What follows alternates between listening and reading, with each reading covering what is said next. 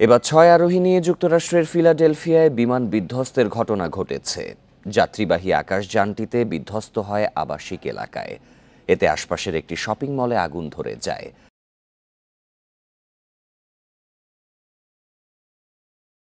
স্থানীয় সময় শুক্রবার সন্ধ্যা 6:30টায় ফিলাডেলফিয়ার উত্তর পূর্বাঞ্চলে এই দুর্ঘটনা ঘটে বলে জানিয়েছে সিএনএন।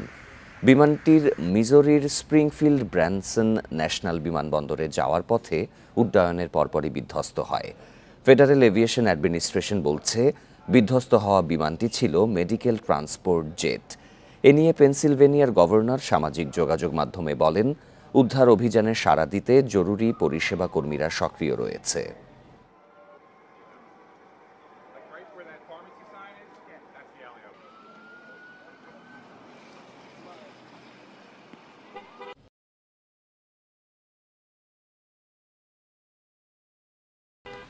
এ নিয়ে আরও জানাতে বার্তাকক্ষ থেকে যোগ দিচ্ছেন সহকর্মী আত্মজো রহমান।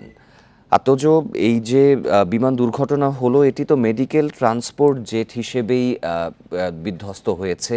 তো সেখানকার ক্ষয়ক্ষতির বিষয়ে আন্তর্জাতিক গণমাধ্যমে কি তথ্য দেয়া হয়েছে? শাফাত, যুক্তরাষ্ট্রের ফিলাডেলফিয়ার উত্তর পূর্বাঞ্চলে ৬ জন যাত্রী নিয়ে আসলে বিমানটি বিধ্বস্ত হয় হচ্ছে একটি আবাসিক এলাকায়, যার ফলে একটি শপিং মলে আগুন ধরে যায়। তবে এখন পর্যন্ত সংবাদ মাধ্যম সিএনএন যা বলছে তা অনুযায়ী কোনো হতাহতের ঘটনা ঘটেনি। তাদের কাছে সেই তথ্য নেই। তবে জার্মান সংবাদ মাধ্যম ডয়েচে ভেলে বলছে যে সেখানে হতাহতের তথ্য মিলেছে। তবে কতজন আসলেই মারা গেছেন সে বিষয়ে নির্দিষ্ট কোনো তথ্য দেয়নি তারা। মেডিকেল ট্রান্সপোর্ট যে স্পেশাল প্রাইভেট জেট ছিল, এটি হচ্ছে ফিলাডেলফিয়া থেকে হচ্ছে মিজোরির স্প্রিংফিল্ড ব্র্যানসন বিমানবন্দরে যাচ্ছিল।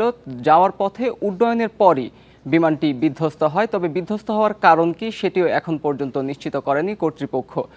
তবে এর আগে যদি বলে রাখি, এর আগে বুধবার স্থানীয় সময় রাত 9টার দিকে ওয়াশিংটন রোনাল্ড রেগান বিমানবন্দরে যুক্তরাষ্ট্রের একটি সামরিক বাহিনীর ব্ল্যাক হক হেলিকপ্টারের সাথে একটি আমেরিকান এয়ারলাইন্সের যাত্রীবাহী বিমানের সংঘর্ষ হয়। এতে হতাহতের ঘটনা ঘটে। যে মার্কিন সংবাদ মাধ্যমগুলো থেকে যা জানা যায় যে সামরিক হেলিকপ্টারটিতে 3 জন যাত্রী ছিলেন এবং যাত্রীবাহী যে উড়োজাহাজটি ছিল সেটিতে 64 জন যাত্রী ছিলেন। মোট 67 জন যাত্রী নিহত হয়েছে তারা বলছে।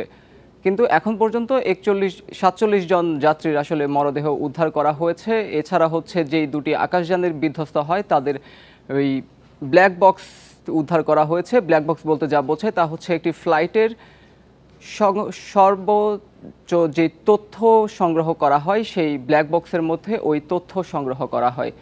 এই ছিল আমার কাছে সর্বশেষ তথ্য। যুক্তরাষ্ট্রের ভয়াবহ প্লেন দুর্ঘটনার বিষয়ে জানাচ্ছিলেন সহকর্মী আত্মজো রহমান।